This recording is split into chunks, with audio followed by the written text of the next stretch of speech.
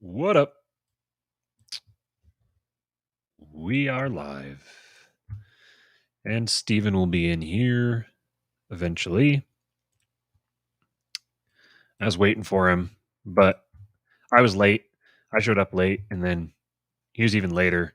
And so I figured I shouldn't keep waiting. I should just go ahead and get this party started. I just saw a picture on Twitter that I really don't know how it makes me feel. I don't know how I should feel about having seen it and how to cope with the feelings that it gave me. And I'll show that picture to you guys in just a minute. First of all, I need to get this link tweeted out so that some other suckers like you guys can come on in here and hang out with us. And right here. And there it is. So then I can take this link and I can post it here. Sorry, guys. This is usually more fun when Steven is the one doing all of this, or Steven is the one carrying the conversation while I'm doing all of this. But then I just need to do one last thing, which is go over to the Facebook stream. And since I'm too cheap so far to pay for the upgraded subscription on Restream, it always puts their powered by Restream link in there. So I just go get rid of that. There we go. Hey, Steven's here. I just heard him. Yes, Clockwork, the John McCain tweet. I'm really trying to figure out how I feel about that. So let me pull that up here real quick. What's up, Joshua? All right. So if this offends your sensibilities, then I have to apologize. I don't mean to offend your sensibilities, but also I'm not going to necessarily just do the stuff on this show specifically based upon your sensibilities. So, oh, come on here. There we go. Share the screen. Oh my god. Let's see, what's it called? It's called that. All right. So Meghan McCain is bemoaning the fact that her father's legacy is being tarnished with the pullout from Afghanistan. So she is expressing her sadness about that. And Dickie Walnuts here says, "I wonder why with this image." And I really just I don't know how to deal with the fact that seeing this tweet like this and reply to her really makes me feel very strong things. But I kind of feel a little bit guilty about it. Oh, hey, there we go. There we go. Let's get Steven's take on this live. How does it make you feel when you see this image? Who's the guy? It looks like a Korean Ted Cruz, but I don't think that's who it is. Exactly. It's tapping into a couple things I haven't mentioned on the show about myself, but maybe could infer them. But yeah, that's really interested about if anyone can track down the guy. Yeah, that's my attention goes for sure. Okay, so let me get this. Was that good improv? Then, well, yeah, that was good. Yeah, I'm was trying that to find my.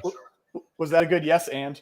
That was a good yes and yeah. I had a reply to him because I realized that as I was looking at the photo, like this was exactly how I felt. Yeah, looking at it, like that's how it made me feel. So I just replied to him that's how it made me feel. He also had one other one that he just shout out at Pine Barrens on Twitter. But this was his other one. This is gonna offend your sensibilities, but so there was also that one. So Meghan McCain is a very I guess we don't need to make the show about how bad Meghan McCain is. So I guess I won't do that. We'll get to Afghanistan stuff here in a minute. How's it going, buddy? Oh, so wet and tired. Yeah. Yeah. Why are you wet? Well, seeing that first of all. It brings me to something I wanted to bring up in the show. Is there anyone who likes this show enough who's watching that they would go through and make clips perhaps? Because, a lot of time there's this good little segment. I think all the shows are great, of course, but like there's certain segments where, typically I'll be saying something very articulate and intelligent, sort of a well thought out point, and then, Matthew might kind of jump in talking a little bit like a retard, but objectively, pretty funny. And so, it would be nice to have some of those moments sort of just maybe, at our disposal to help, potentially grow the show. That could have been one of them right there. We've had better, but still, if there's anyone out there who would, volunteer themselves for that task, I think we might give you a little breadcrumb as to where the supporting listeners group, somebody who's, I'm not even sure if they're in the chat, somebody fucking found the thing. Which is unbelievable. Really? Yeah, someone managed to. That's yep. How? That's kind of creepy. Talented guy. Overall, very much so. Impressive human, and has had a lot of good commentary in the show. Might be in the chat, today or maybe next episode or whatever. But yeah, he managed to find it. So if you're asking where the supporting listeners group is, just know you're not as good as somebody. If he wants to say who he is, if he wants to announce himself, he's more than welcome to do it. But with that, please subscribe to the show because, once we hit 1,000 subscribers, we'll put it out there for everybody. Last I saw, we were at 986. Woo! Man, we are really steamrolling ahead towards that number. Moving on up. Yep. Okay, so with that being said, like, share, subscribe, do all that stuff for us. You'll make us happy. I just wanted to point out real quick for those who are listening to this episode later on, because I know there will be people who listen to it, they don't watch it. That whole long monologue from Steven, I was losing it over here. I was busting a gut, and that's because my dear precious wife referenced the John McCain picture and said, "Would the tumor be the meatball?" And that one really hit me. That one hit me right where it's a good woman, right in a good spot. So I love my wife. She's a good woman. She is genuinely one of the, how they say that women aren't funny, which is generally a good rule for your life. She is the exception.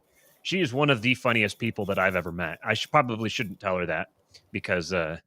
I'll get myself in trouble later on. But she is absolutely hilarious. She's of the funniest things that I've ever heard in my life. She's probably got 3 of the top 10 at least, just by herself. Anyways, love you. Some of them are good for that. Yeah. Yeah. Most people aren't funny, I would say. That's true. I mean? Yeah. So far more people aren't funny than are people who think they're funny. Not to belabor the point, but it really is fucking an atrocity to watch the replies of Jack's Rothbard PDF. I was kind of looking just to see, but there only is one use on Twitter of the hashtag libertarian cringe, which is a fucking abomination. And I think it needs to be popularized. And really, at random, you could go through any of the replies to Jack's Rothbard PDF tweet and just screenshot it and retweet it with the hashtag libertarian cringe. And you'd probably be you'd be right on the money, probably. But I was wondering as I was driving home, 6 months from now, and of course I tweeted it, but when the FBI tweets out a Rothbard book, are you going to have libertarians who are taking the same sense of ownership for this bizarre thing where it's just yep, we did it, boys. We've shown CEO of Twitter, Jack Dorsey, the light. We're really making headway. It's going to be the same thing with the FBI. It's the boys in blue. They finally know what's up. Welcome, boys. Mission accomplished. Fucking George Bush aircraft carrier. Fucking. Ladies and gentlemen, we got him. Oh yeah, that's the one too. That was I was doing that today. All those false victory things were playing in my head. I was imagining different people saying them, and it was distracting, but just an utter joy. And that's that one right there that you just said is what made me type.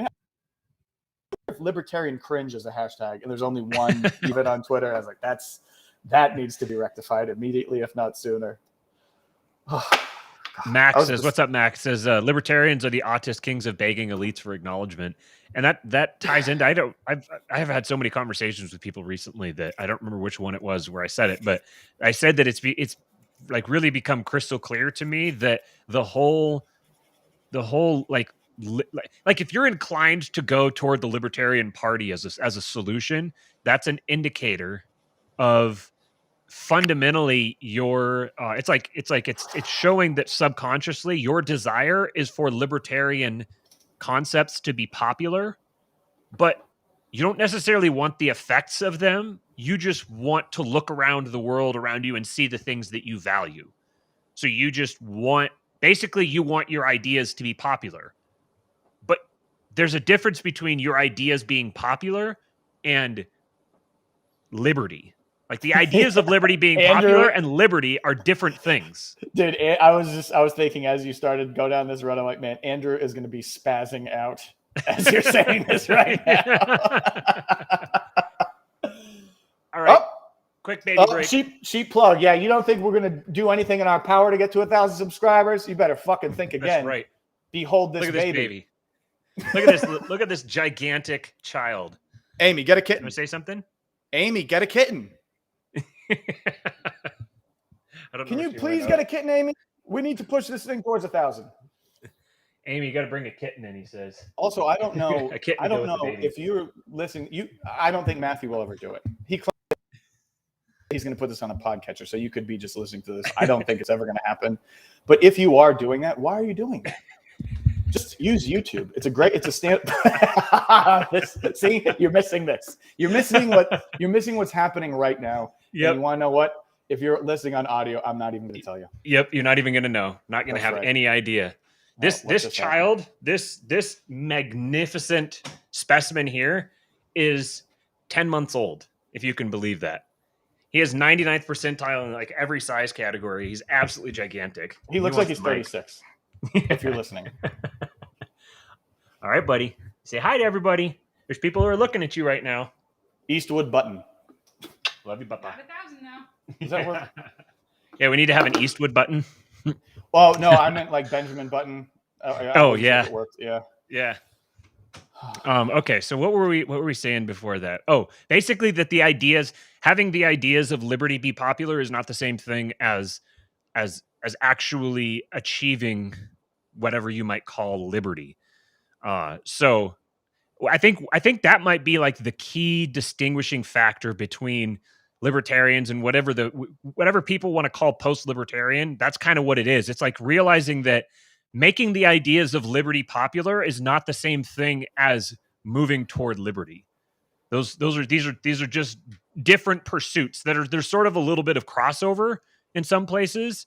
There's some similarities between them, but by and large, spreading the ideas of liberty is not a tactic for moving us in the direction of liberty. It reminds me of when I messaged Tho that one time with this big thing and I appreciate what you're doing and what's your thought process? Dig it. He just writes back, win. What a fucking stud. That's amazing. Yeah. That's such a stud. Yeah. I love Tho. Yes. Yeah. Mac, you apparently are post-libertarian. I don't know if I've said, again, I've done all these different conversations recently. I don't remember if I said it on this show or where it was, but I'm squeamish about the term post-libertarian. I don't feel like it is. I don't call myself that because I don't see myself as post-libertarian.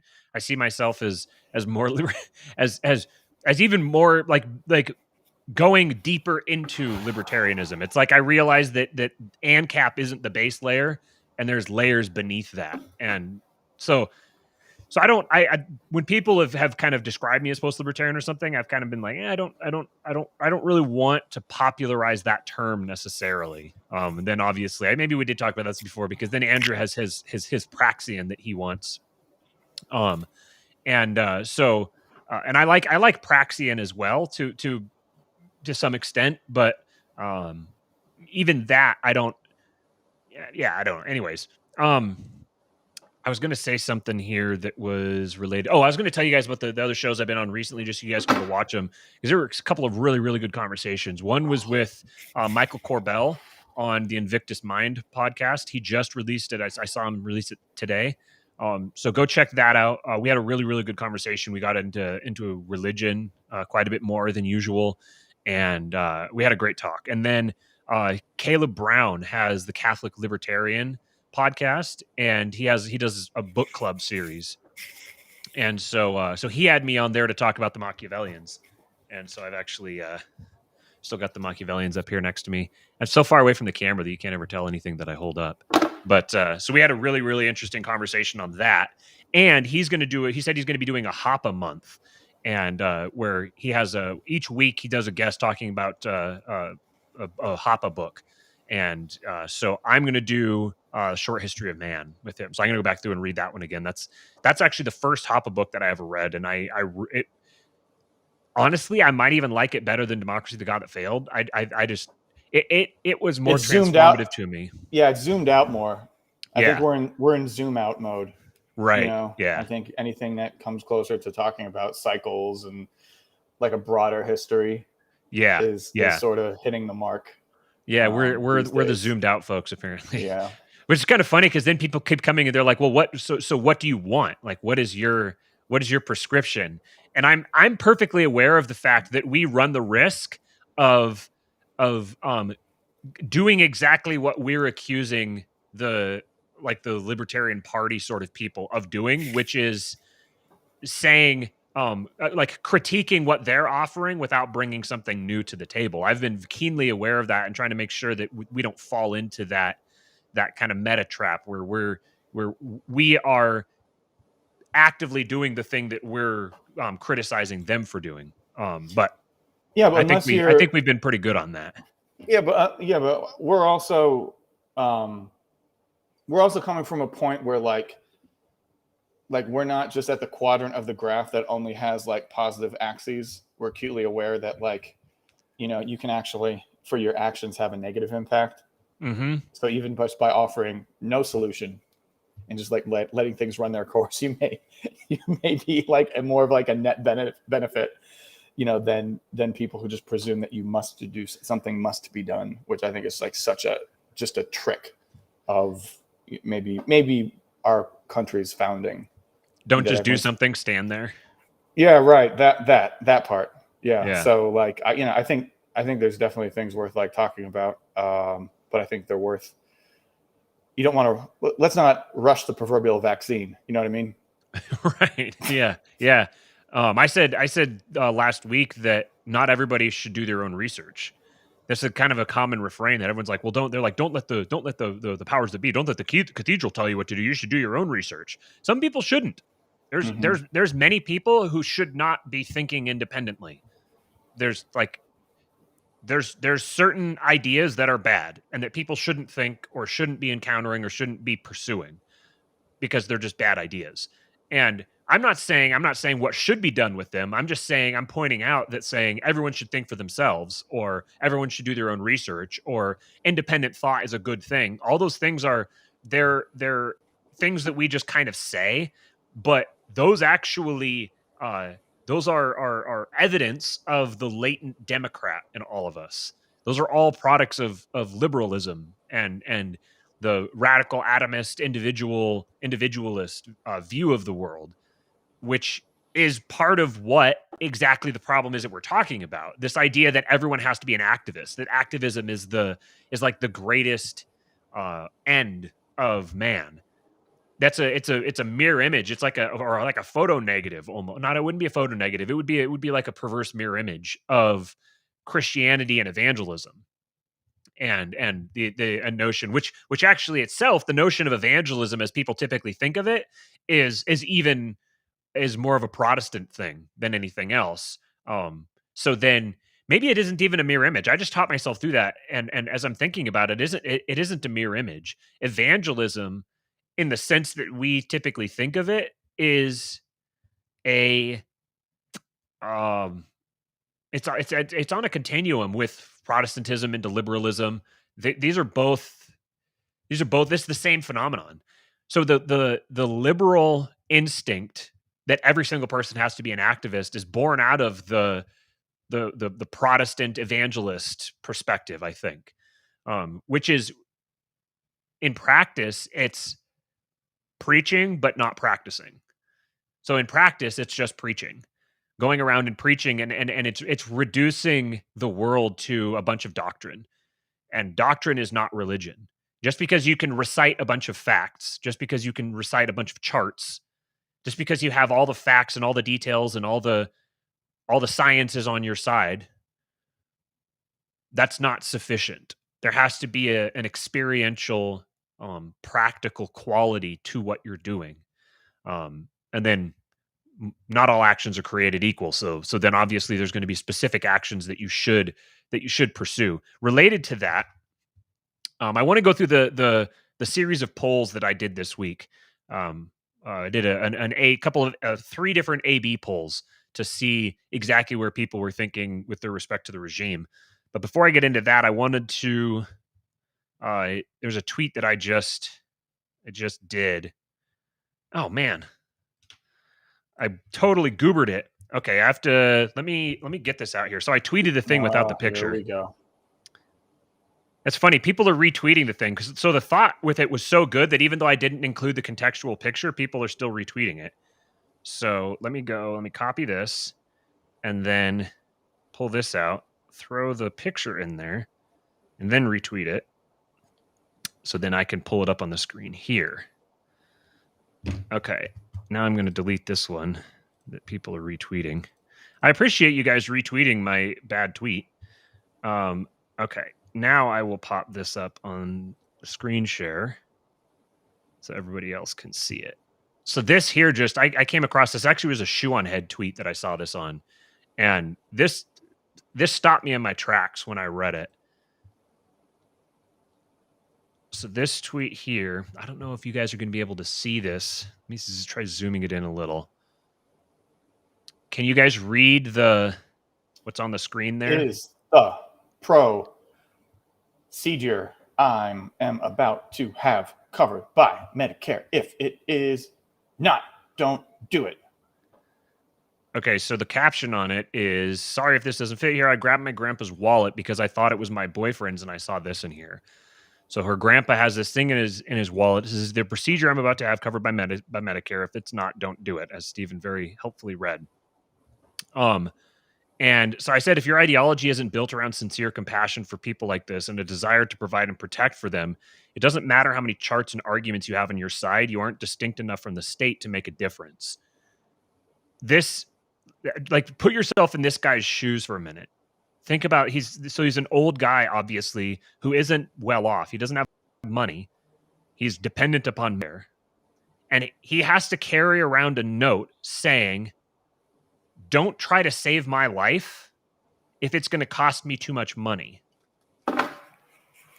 Does that work? Hold on. Steven's Fuck.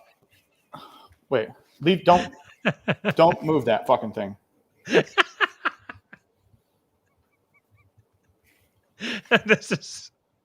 is one of my favorite things you've ever done. Yeah. A little comic relief for everybody. Ha ha ha ha ha ha ha. Yep. Just don't raise your arms up too much so people don't see the scars. So this, just thinking about someone like this isn't, of what value is it to go to this guy and tell him that the state is evil and the state is the reason why the economy is screwed, and like all these different arguments and all these different, we have all the best ideas. To someone like this, your ideas don't do anything for it. Telling him what an ideal society would look like doesn't do anything for the actual society that he lives in. And he's not going to be around for whatever your utopian plan is. He's got to last through the rest of his life, and this is the situation that he's in. Who knows why he's like this? Who knows why he's in this situation? Who knows what he did? Maybe he's like, a criminal, and so he spent time in prison, and he got out, and he was so the rest of his life he suffered. Whatever, I don't care. This type of person exists, and if you aren't focused on attempting to solve problems for people like this, then you're just his enemy. If you're coming after the state, he depends upon, in his mind, as far as he can tell, he depends upon Medicare. Why? Because he hasn't encountered something that's better for him, that's been framed to him in a way that he recognizes, oh yeah, that's a good option for me, I'm going to move toward that. He's dependent upon this system.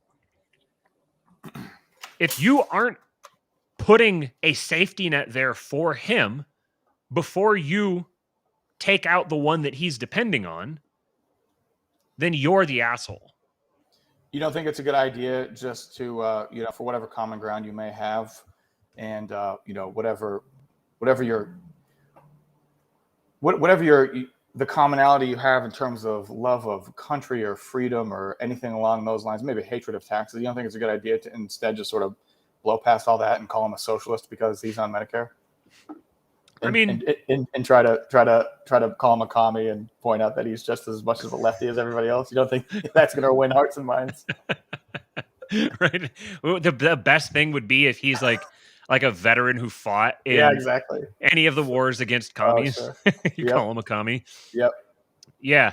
Yeah. That just you're just pointing out the contradictions. It's very important stuff. Right. He needs to understand that he has bad ideas. That's the first thing. There's something that's really perverse about that approach, that whole mindset that's like everyone else is asleep and we're the ones that are awake. And the problem that we need to solve is we need to wake people up.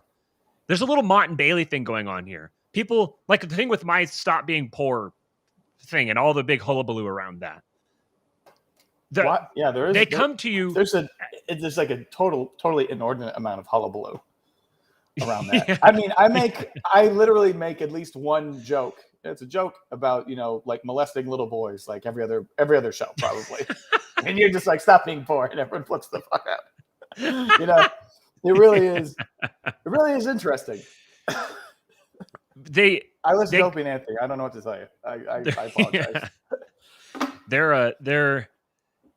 Their position they're coming from is, if you push them on it, like what they said when the stop being poor thing, what they all told me was, oh, you don't care about kids in Yemen being bombed. That's true. But so is the goal to get kids in Yemen to stop being bombed, or is the goal to wake people up? Because you say that what we need to do is we need to go wake people up. That's the reason we need another Ron Paul revolution. We need to go wake people up. Speaking of, that's another podcast I did recently, Lines of Liberty. I did the debate with Angela McArdle, and I think the full thing dropped yesterday or today, so it's out there and you can go listen to it or watch it. So now you cheapskates don't have to give money to Mark Claire and all the guys at Lines of Liberty. You can just get it for free. So this is the Mott and Bailey. It's like, on one hand, oh, we need to wake people up. But then on the other hand, oh, but we need to go save the people. And I'm sure they would just say, oh, it's the same thing. We need to wake people up so that we can save the people.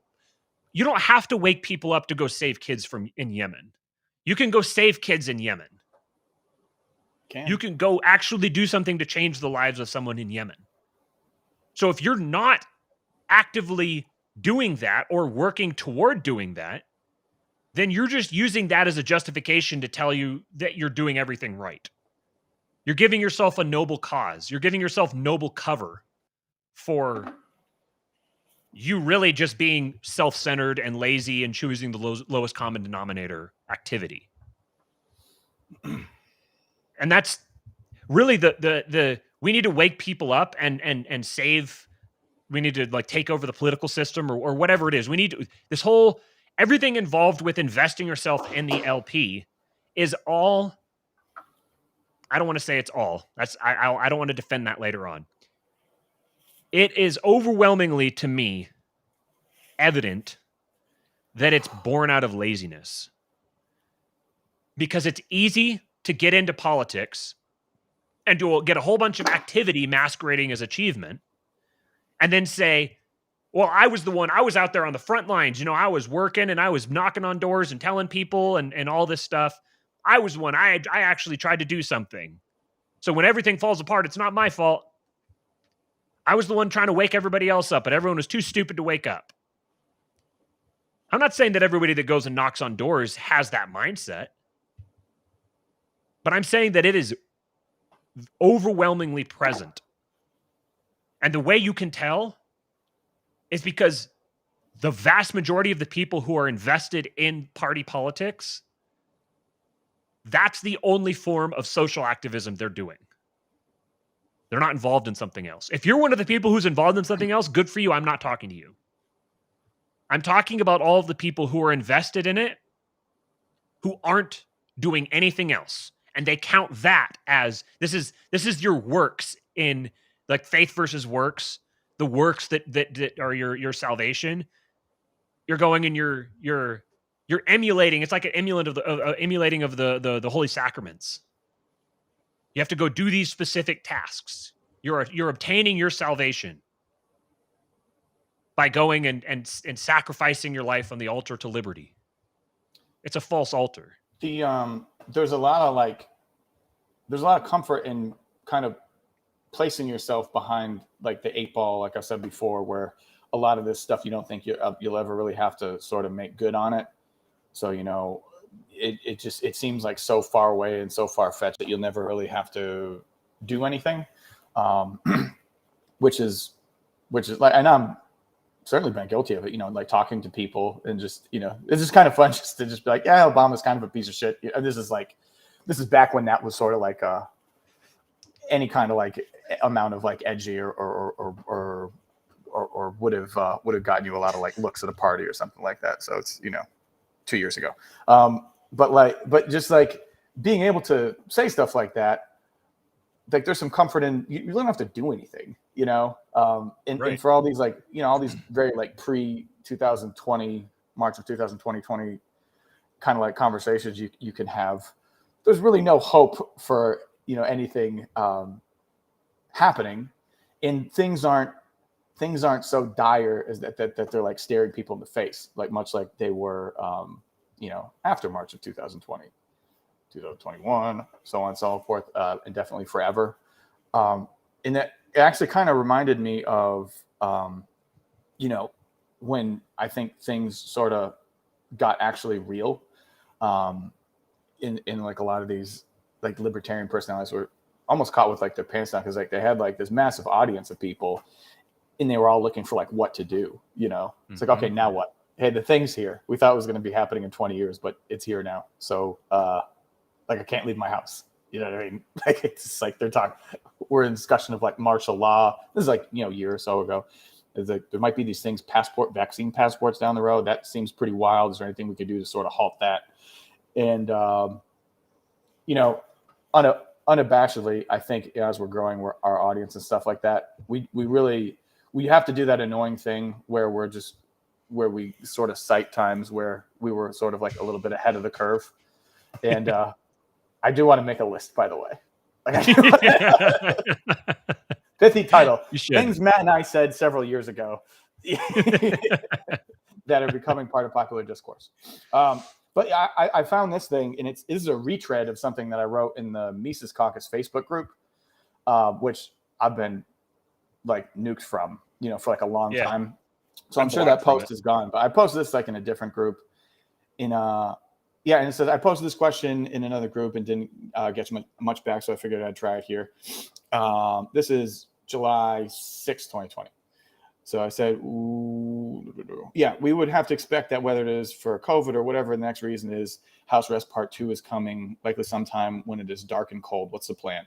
I don't feel comfortable simply saying to myself and listening to others say, gee, I can't believe the way people are just taking this lying down, if there is in fact no real differentiating behavior between those and myself, save for the fact that I may not be begging to be locked up at home the way they might be. It seemed to me that businesses continuing to operate was the most effective measure against these orders, but there would certainly be some fines incurred, if not arrests. So something along the lines of an organization that had a strong legal component as well as funding would be in order. Am I on the right track, or is there a better track? And it just got like such a zero, you know? And it kind of ties into what we were like talking before. It's like, okay, if there's nothing to be done, then why doesn't everyone just make a podcast of like two guys with gorgeous hair talking about how you really can't do anything? Why doesn't everyone just do that? Why would you say that there's stuff to be done, but it doesn't do anything, and it just kind of like, allows people to survive, like in this economy? I don't know. Why don't you get a job at Best Buy?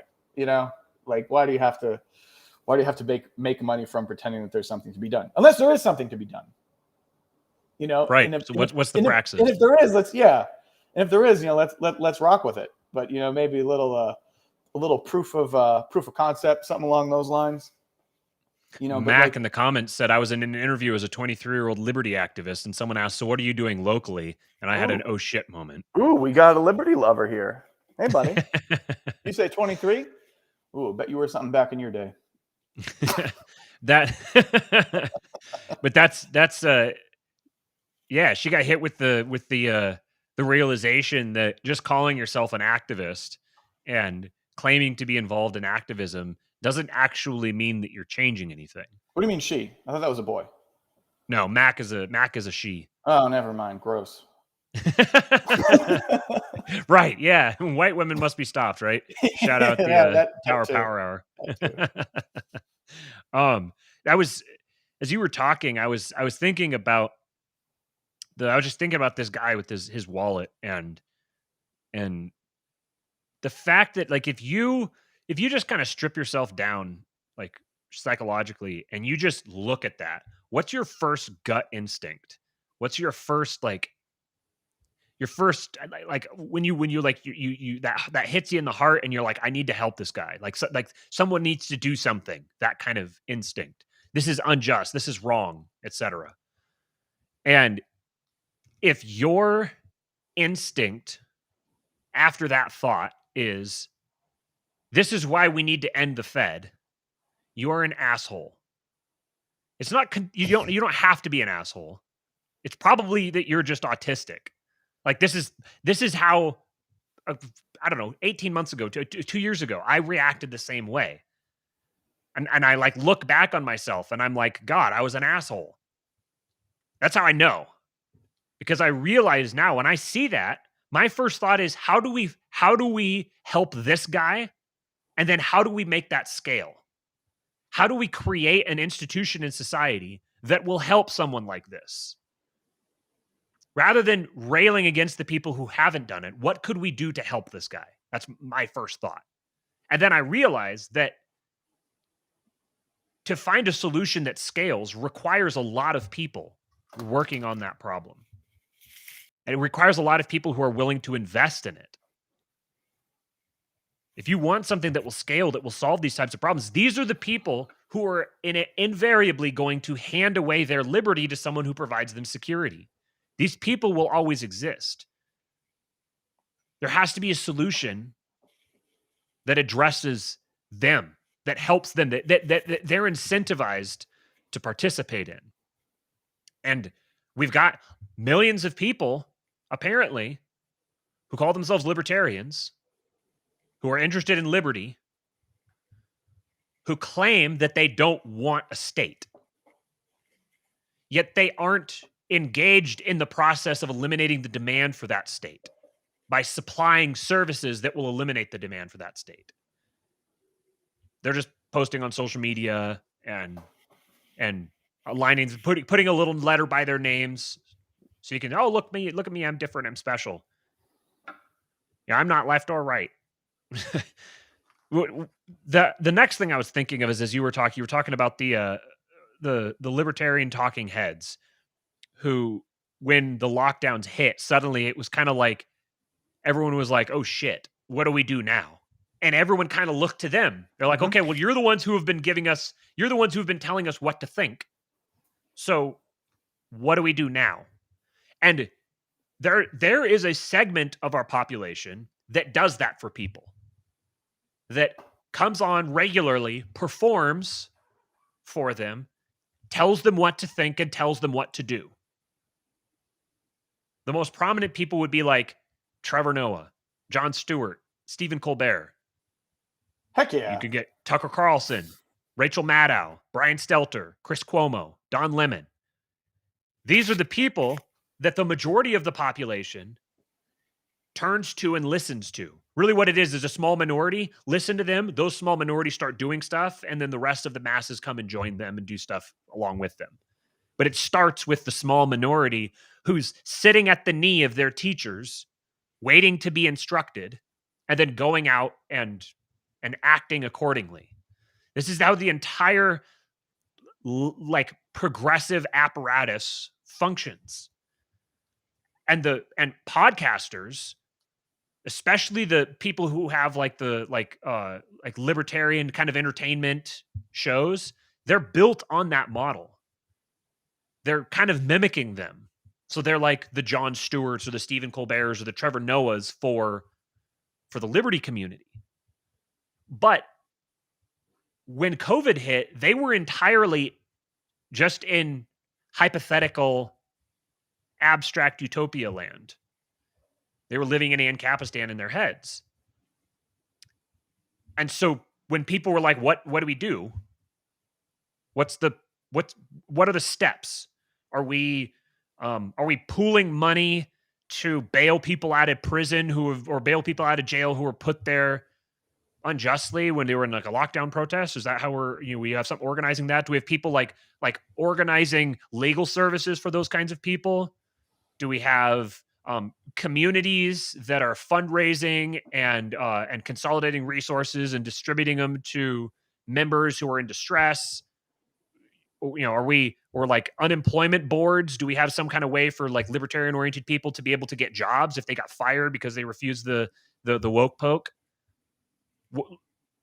These are the kinds of things people were looking for, and that infrastructure didn't exist because all of the talking heads had just been focused on talking about their ideas to each other, just bantering the ideas all around with each other, listening to themselves talk. And I don't think that was like, I don't think that it was malicious. I think a lot of people realize that about themselves. And whether they consciously did and then shifted deliberately or not, a lot of them began changing. And the most natural, because they're part of this exact same society, what's the like the primary baseline call to action for the Jon Stewarts and Stephen Colberts and all them? The baseline call to action is go vote for a Democrat. Go vote for a Democrat. Go campaign for a Democrat. Go spread Democrat propaganda. That's their primary call to action. Well, libertarians don't have that party. They don't have the like, we need to do something. We need to do something. All these other people, when they need to do something, this is what they do. So we need to do something. So we need our version of that thing. They're mimicking the people they claim to despise. The people I don't think they're just pretending. I think they genuinely think they despise them, but they're mimicking them. This isn't designed or intended as like mockery or like insulting. We're like observing that process. We're recognizing it happening and saying, okay, this is a real phenomenon. What do we do about this? How do we move forward from this? This is one of the biggest reasons that Stephen and I started talking last year. We started like around this subject. Like nobody's presenting any kind of solutions. Nobody's presenting any sort of path forward except for join the LP. And like, here's a whole litany of reasons why that seems like a shitty idea. But nobody else was bringing anything to the table. Like invading now Iraq after 9/11, right? Seemingly, right. Now, this is one big thing that we've heard a lot with Wealth, Power, and Influence with Jason Stapleton, the other podcast that I'm on. This is one thing that we've heard a lot from people that they said, we were really grateful that you weren't like everybody else, that you guys were providing tangible, practical evidence forward and like prescriptions for what to do. And we weren't even trying necessarily to spread the message of liberty. We just kind of realized that that's what we were still doing. That is the message of liberty. The message of liberty is the message of wealth, power, and influence. Because liberty is something that you create. It's not something that you ask for. It's something that you create. And if you want to give it to someone else, you have to first create it for yourself. Until you've created it for yourself, you can't. People say we need to spread liberty. You can't spread something you don't have. And you sure seem to think you don't have liberty because you're real bent out of shape about the state. So you have to create the liberty. And you have to start with yourself. You can't create it for someone else if you don't have it for yourself. Once you have it for yourself, you now have the formula for teaching other people how to do the same. And what you're thinking of as Ancapistan is a world where all of the people in that world community, whatever the scale is, are all people who have done that. People who have all taken control of their own lives and created liberty for themselves would then function like a libertarian society the way libertarians imagine it. So people will hear something like this and they'll basically be like, well, the thing you're talking about is just, to try to take over the entire state or whatever, just never happen. Or to, it's too much. It's too much to do. It's too much to overcome. And what I'm saying is that this idea that we're going to spread the message of liberty and everyone's going to start buying into the ideas of liberty, and then we're going to have a society that just naturally polices itself with this like emergent order, naturally emergent order. That's what that would look like. And if that seems kind of preposterous to you, that you're just going to kind of usher in a utopia that way, then you'll recognize why we started talking about how to create parallel systems, how to create parallel institutions, and how to engineer some kind of governance system from the ground up that will outcompete the existing regime. Because ultimately, that's what it's going to have to do. If that's going to happen, and I don't even know if it will, but if that's going to happen, if we're going to get some form of privatized government, it's going to have to outcompete the existing regime. So it's back to the market. And what I see now with libertarians going the political route is you're going to market to sell a product that you don't yet have. So I don't have a moral problem with getting involved in politics. I think it's strategically stupid right now. And that would make it morally wrong. To do something strategically stupid on purpose, especially with those kinds of stakes, I would consider that morally wrong. Given all the people who are going to be harmed by it, you're literally missing the mark. You're doing something that's strategically stupid with big costs. That's missing the mark. That's sin. It seems pretty simple to me. So this kind of segues into, after 50 minutes, this segues us into the main thing that I titled the episode today, How Not to Do Regime Change, featuring Joe Biden and the Taliban. And I thought Joe Biden and the Taliban is kind of a good band name. Band name, for sure. Yeah. Joe Biden and the Taliban. How Not to Do Regime Change would be their one-hit wonder. Man, I can't wait to listen to this as I drive to teach people the ways of Japan. Yeah. It was so nice to see everybody today. It was good to have you here. I hope it wasn't too much of a post-gym sweaty hair flex. Yeah, your hair has a lot more life to it than mine. I think mine's just too long. It just kind of hangs. Subscribe to my channel for more curl tips. Yes, queen. Curly tees. It's always fun when Steven's here. I wonder how many more times he's going to pop in between now and when he's finally gone. Let me see some of these comments real quick before I get into the rest of this. Bruce Wilkie, I just want Christian straight families to defend their children from trans propaganda with ARs. That was word. So badass. Libertarians would probably blame the guy for not being able to afford a decent health insurance. That's honestly, that's a very common sort of take. I mean, when I've talked about this kind of thing before, one of the responses I've gotten from people is literally, why do I have to change? Everyone else is the ones that are wrong. Like a guy told me that, and I'm like, if your goal is to change the world, there's a time-tested, always true way of doing that. It's called change yourself. If you change yourself, by definition, you've just changed the world because you're part of it. And when you change yourself, other things will happen downstream of that, and it'll change the world. Free market would fix the free market would fix the free market problem, bro. Yeah, the free market would fix aggression, bro. This is why Joshua says, this is why I'm a part of the Texas nationalist movement. They're working with me on learning how to politic, and Texas secession is a good way to increase liberty for Texans.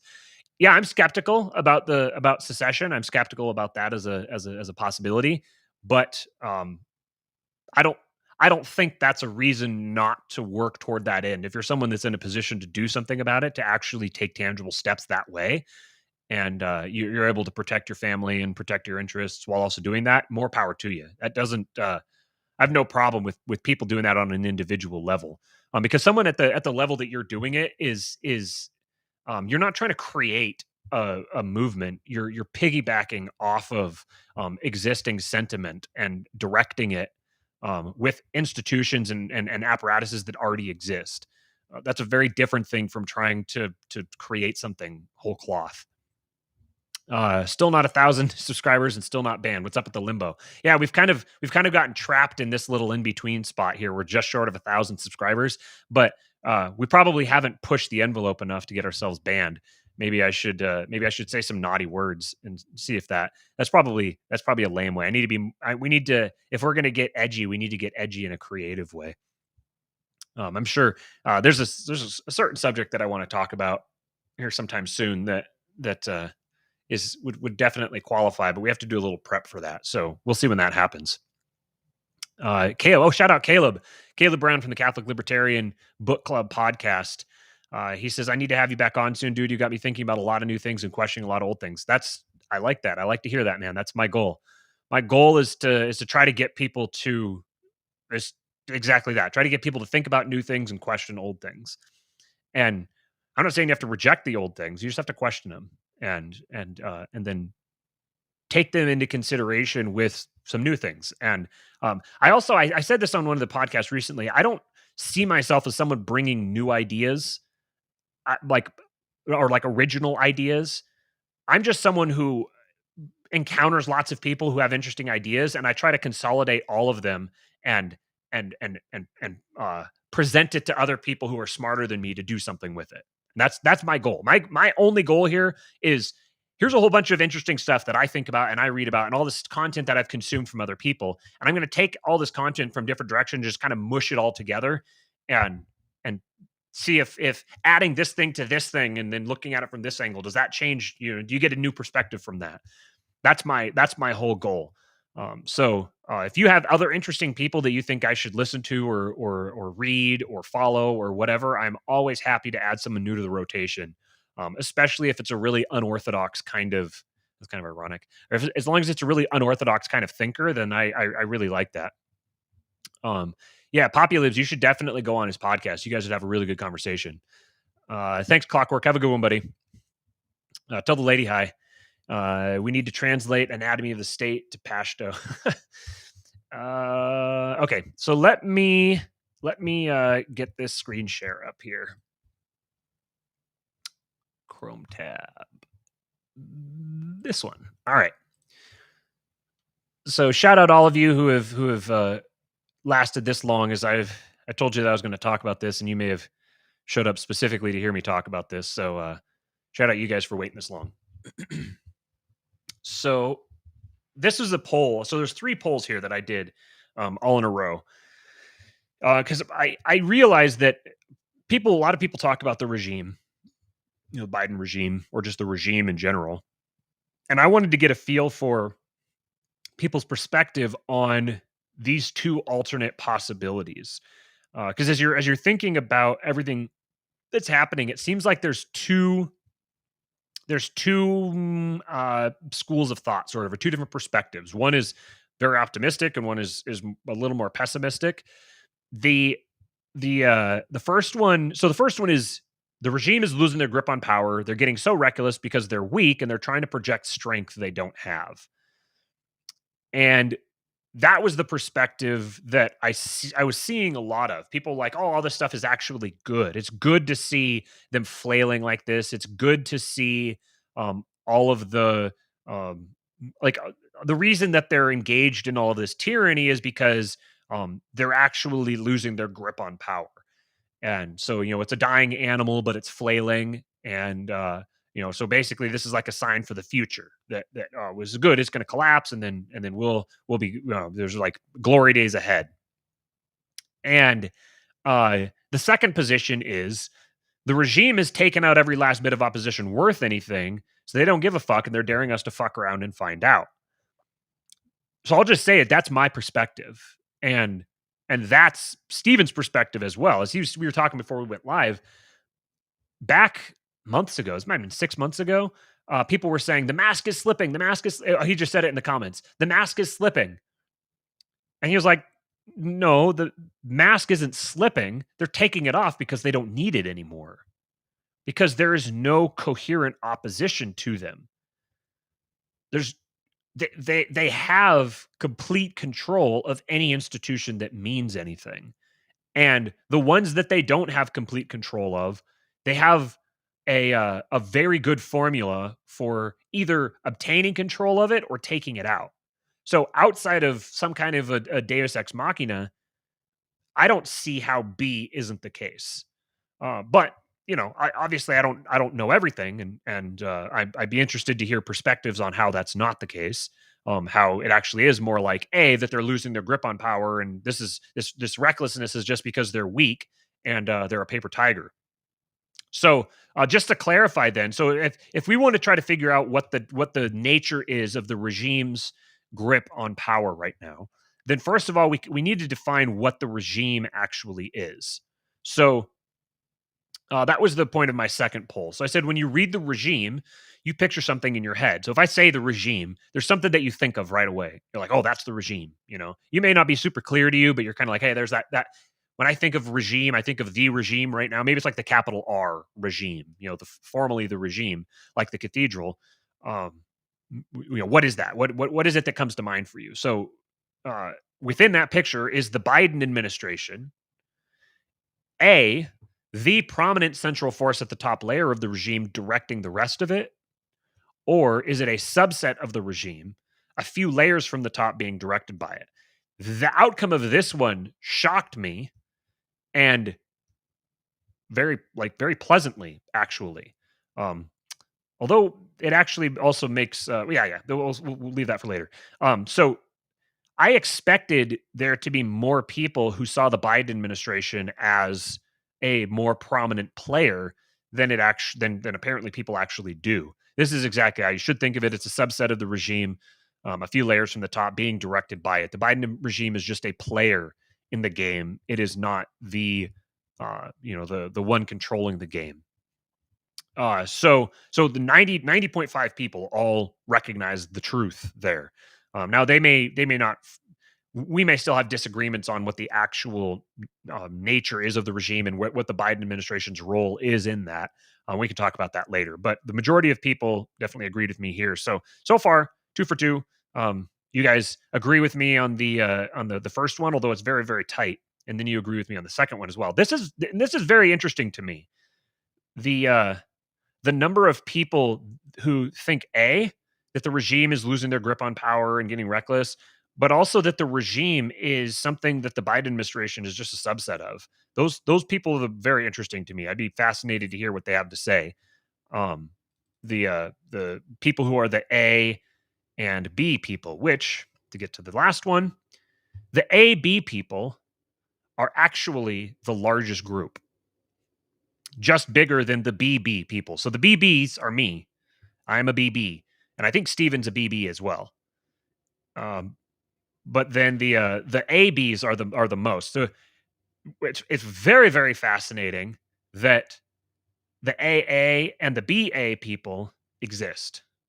So the people who think that the regime is losing its grip on power and it's a paper tiger, and also they think the Biden administration is the prominent central force at the top layer of the regime. This is the AA people. I'd be curious to hear your perspective. So I'm not trying to insult you if you're an AA person, but I feel like AA is probably the most naive of all of the positions. Um, it's ex- yeah. Let's see. BA would be someone who says the regime has taken out every last bit of opposition worth anything, so they don't give a fuck. They're daring us to fuck around and find out. And the Biden administration is the prominent central force. The BA people might be a little more, might be um, uh, even more naive or not engaged. Anyways, so this is actually a good point here. Zach says, I think both can technically be right.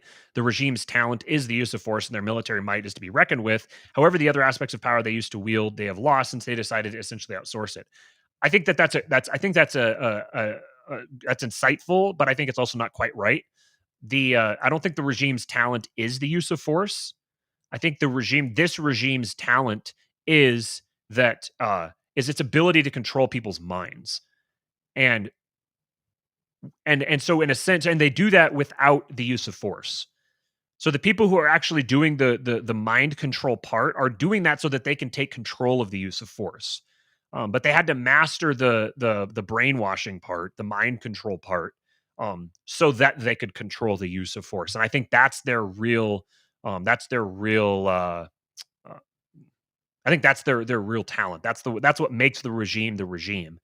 So the military might here's where I think that our definition of the what the regime is may be this is where I think it becomes relevant, where we kind of made to part ways, depending on who you are. So to me, the regime is not just the people in power, and it's not just the people who support the people in power. It is that role in society. The people who control the people in power and the people in power, they see the world in a specific way and they act according to that vision they have of the world. And that kind of collectively creates the thing that's called the regime. And so the regime isn't centralized in any particular group of people. The regime is a role that people play. And it could be, you could sub out just about anybody into and out of it. And this is part of why I don't think that people who are like super white pilled about what happened in Afghanistan, because they're like, oh, people are gonna stop, people are gonna stop buying into they've been drastically humiliated, and this is just catastrophic. They'll never recover. Biden needs to resign. That whole line of thought that sees this as, oh, this is a catastrophic failure, and they're never going to recover from it. This is going to plague them forever. Yada yada yada. I won't go so far as to say this was explicitly planned, but I don't think that it drastically compromises the regime, because the regime is a psychological role that people play, and it's very easy to take what just happened and play it to the advantage of the regime. So, I mean, one of the clearest ways would be you just stick all of this on Joe Biden, blame him for it, and use this as the justification for yanking him out and putting Kamala in his spot. Or even less specifically than that, more broadly, this could just be a factional warfare within the Biden administration. One group angling to take out the other and controlling the messaging through it. There's a lot of different ways that you could frame this to be beneficial to the regime. Um, I mean, the best part, the best angle. I started working on a little, like, kind of just like a playful little short story, and I'll see if I can finish it so that I can uh, tweet it out and get your original response from it. But But basically, this is a great predicate for blaming libertarians, white supremacists, whatever, as domestic terrorists.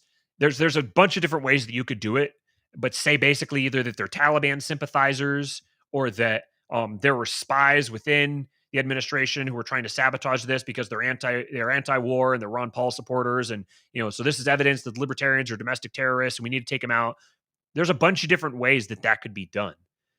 And I think part of recognizing the nature of the regime is realizing this is how it works.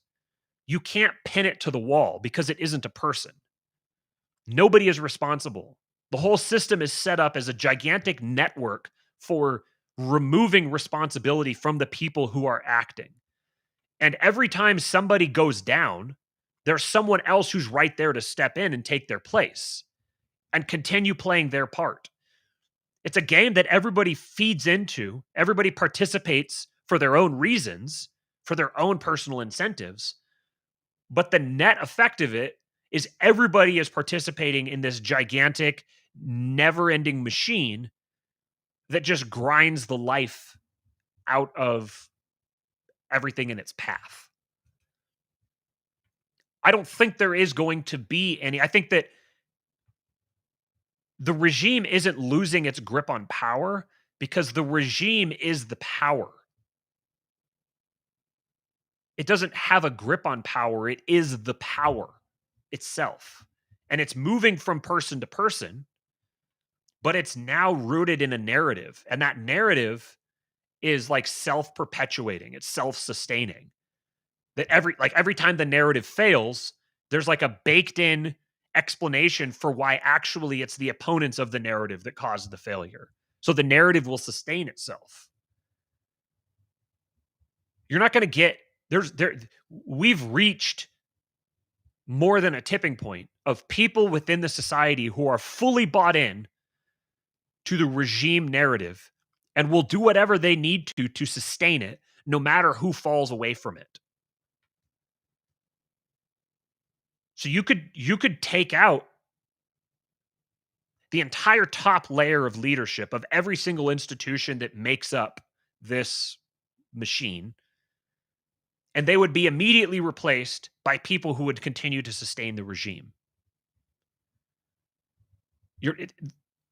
It's almost immortal in that sense, that it's going to continue until it burns itself out somehow. And I don't know how that's going to happen. I don't know what the path forward is where that doesn't happen. All I know is that I don't think it's going to extinguish the human race. So that means that there will be people who are able to recognize how it works and extract themselves from it. And ultimately that may be what it is, that sufficient people withdraw their energy from it, that the institutions kind of just decay over the period of decades. Gradually, people just realize how much of a failure it is and just draw themselves away, draw themselves out, pull themselves away. And eventually it just kind of fizzles, peters out as the incentive structure itself kind of starts to decay. I think this is a years or decades long process ahead of us. This is why I'm drawn to Moldbug's clear pill. The idea that you just relate to, like if you moved to Haiti right now and you lived in Haiti, you wouldn't be getting involved in local Haitian politics unless you like had the money to buy a politician and lower your own tax rates or something. If you went to Haiti right now, you would just go live there and you would just kind of take whatever happens in stride. You would pay whoever you need to pay to ensure that you retain control of your assets and you're safe and protected and provided for. So you don't, if you take that same perspective to the community that you live in now, then you don't get involved in the political system. You don't try to change things from within. You just do your own thing. Just do your own thing. Look out for yourself. Look out for your kids. Look out for your family. Just look out for yourself and build a community. and the regime is going to do what the regime is going to do. Ultimately, it's a network of incentives, but those incentives are attached to real people. So when the incentives change, the people will change as well. This means you need there if you want people to stop being incentivized to participate in the regime, you want it to be less attractive. You want it to be less appealing. You want it to be less compelling. The problem is the machine that tells everybody what is supposed to be attractive or compelling or persuasive or good or right or true or the source for that for everybody is the primary function of the regime itself. It tells people what to think. It tells people what they should like, what should be attractive to them. And this is where I think the engineering problem lies. The engineering problem lies in determining how do I take care of my own interests, provide for my family, and build and invest in a community. And then how do we collectively act in the world to project a value system and a worldview that is non-threatening to the regime directly, but ultimately draws energy away from it. It's a big task. That's a big thing to have to try to create. And it's a long task. Like this is years that it would take to create something like this. I think I don't see how you would get something sooner than that. But I know that it's going to require institutions. And those institutions have to be sustaining without being antagonistic to the regime. Because anything that's antagonistic to the regime gets sucked into that dialectic. It gets sucked into this oppositional foil role with the regime that the regime then uses to expand and enhance itself. That's a I don't know the I don't know the answer to exactly what those institutions need to be. Because you can't build a society like like a game of Sims. That's the liberal agenda or worldview. That's the liberal pursuit. Is basically that human beings are just Sims characters that, and we can just manufacture a society and just like crank people out and put them into our little conveyor belt educational institutions and just churn out perfect little people who will participate in this society like little rats on wheels, little lemmings, and we can create our ideal society that way. That's the liberal that's kind of the ethos of that's what I was looking for, the ethos of the liberal world. Anyways, so to the title here, how not to do regime change. Basically what we're needing here. Oh yeah, Jackson, libertarians are playing a finite game too just by themselves. Yeah. Finite versus infinite games. Look that up. There's a book called, let me see what the exact title is so you can get the right one. Finite Infinite Games. Called Finite and Infinite Games by James Carse. Here's just so the description of them is a finite game is played for the purpose of winning, and an infinite game is played for the purpose of continuing the play. So libertarians are playing a finite game where they're like, the state is the boss and we need to overcome the boss so that we can get to our utopia. And the boss is there will always be a boss. The bosses are like self-generating. So for as long as you're concerned, there's always going to be a boss. And trying to eliminate the existence of bosses is impossible without becoming a boss. You're not going to eliminate the boss. The best that you can hope for within the context of the state is to have a better boss than the one that preceded it. That would be the infinite game. This game is going to continue playing. So how do we get a better boss? Rather than getting the best boss, how do we get a better boss? And then how do we incentivize another one and another one and another one? There's a boss in video game sense and a boss in the employment sense. Anyway, so yeah, so how not to do regime change? Basically, what libertarians want, what really anybody who's not satisfied with the society wants is a regime change. That's what whether they realize it or not, they need a new regime. But this regime has evolved to be an incredibly powerful, difficult to a boss that's incredibly powerful and difficult to manage. You can't. It's emergent. It's always, like I said, it's always generating. The regime is always going to regenerate itself. So the best thing that you can do is attempt to outcompete it. So you have to build your own regime. You have to build your own thought control institutions. You have to start from the ground up and you have to play the long game. If libertarians took all of the effort and energy and money that they've invested in political pursuits and that they're going to invest in political pursuits over the next 3 years or whatever, if they took all of that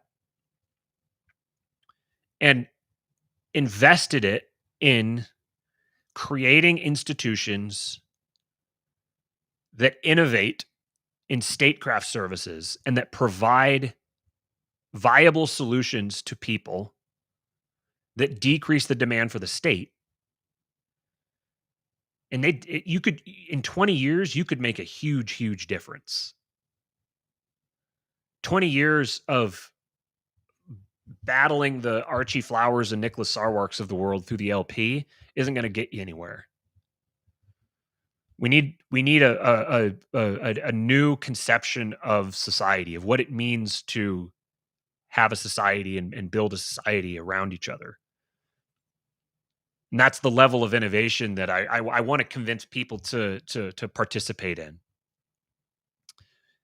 So how to not do regime change is don't try to attack the regime. And the one other thing that I want to touch on here is the whole Jack tweeting out the anatomy of the state thing, and everyone being very seeing this as something to be very like red pilled about, white pilled about.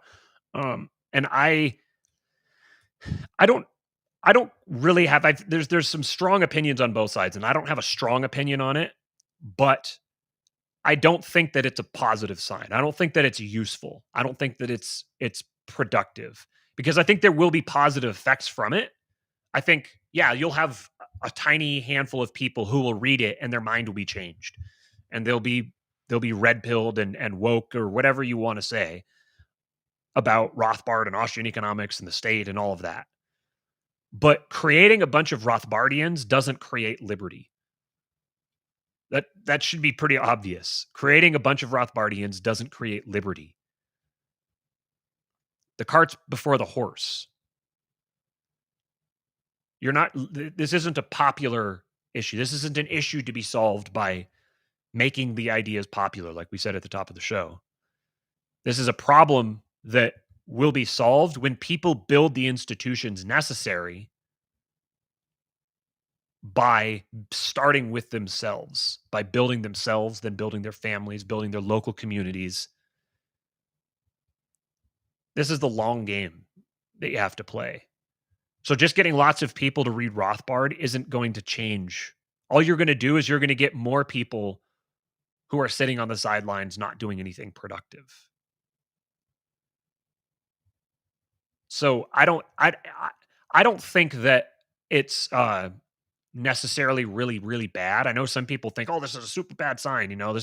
I think that it's plausible that it leads to, now you could conceivably get headlines talking about, the racist history of Murray Rothbard, and then Rothbardians now get dragged into the Eye of Sauron as as threats to the regime. They basically already are, and they're freaking volunteering to be anyways. So if anything, this is just accelerating that process. But I think the response to it was just it pointed to the fact that libertarians just want people to like them, and they're letting it drive their political strategy. They're substituting in their minds like moving toward or achieving liberty for having lots of people like libertarianism. And so they're working toward have lots of people like libertarianism, thinking that will bring them liberty, and it won't. So in that sense, I think it's a bad thing that he did it, because it gives a whole bunch of people a bunch of false hope and gets them dragged in a direction that's not useful. People just kind of like almost like performing seals, just like, hey, senpai noticed me.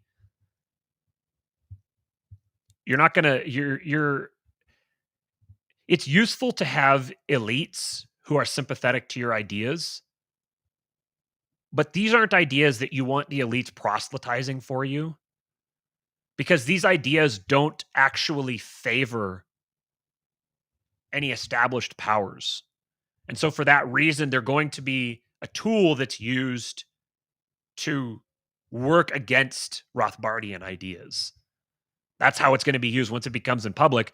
Like if Jack is a true believer and he's genuinely like a full-blown like ANCAP in disguise, then all that's happening is that he's going to make himself a sacrificial lamb.